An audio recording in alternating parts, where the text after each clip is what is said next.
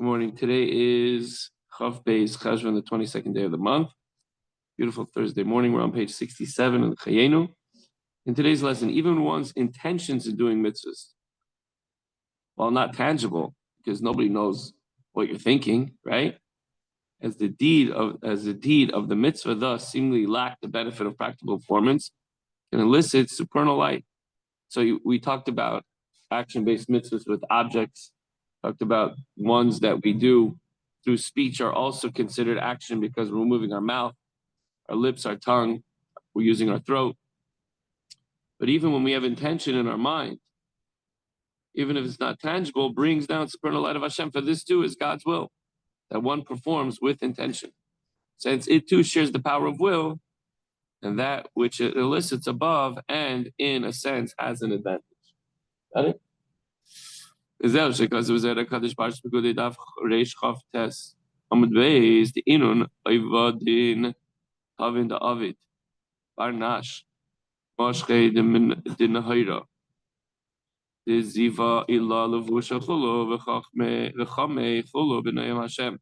Okay, so this is the meaning of the statement of the Zayar, the Holy Kabbalah, that says the good deeds which man does elicit a garment from the light of the supernal splendor.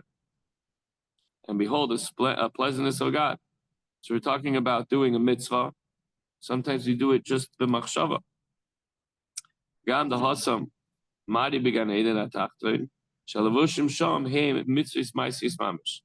So there, the Zayar is talking about the lower garden of Gan Eden, where the garments derive from the practical mitzvahs that we do physically, so that they result not from the supernal will above, but from the merit of the physical action.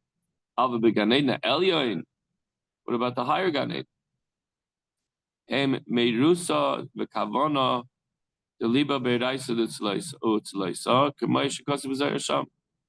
The garments deriving from love and devotion, which is not tangible physical objects, the heart, the mind, when it comes to learning Torah and prayer, as stated in the Zayar, that elicits the higher Gan Eden. However, but this devotion refers to devotion when someone is learning Torah for the sake of learning Torah, out of love for God, not for personal gain or benefit, not because they enjoy it or because they're trying to find an answer to a question, but purely learning for the sake of Hashem. Mitzvahs Talmud Torah, he gam kain, iklam mitzvahs ma'asiyos. The commandment to study Torah, even if you don't do it verbally, but to study it also belongs to the class of practical commandments. But when you learn Torah, we should read it out loud, enunciate it, because when you move your lips, it's a form of action.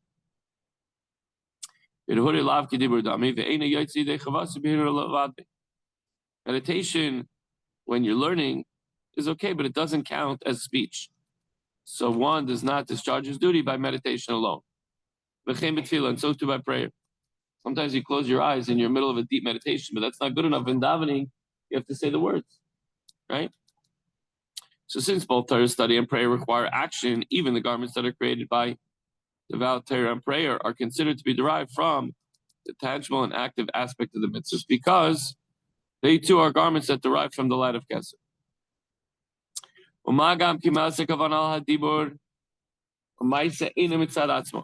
And certainly so, considering that the superiority of devotion, kavanah, over speech over action is not due to its own merits, but because of the radiation of the will of Hashem.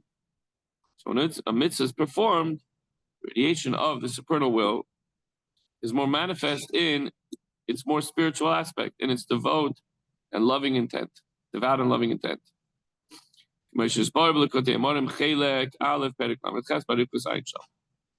takeaway for today is the act of a mitzvah creates a garment for your soul to experience the reward in Gan Eden. But so does concentration and devotion.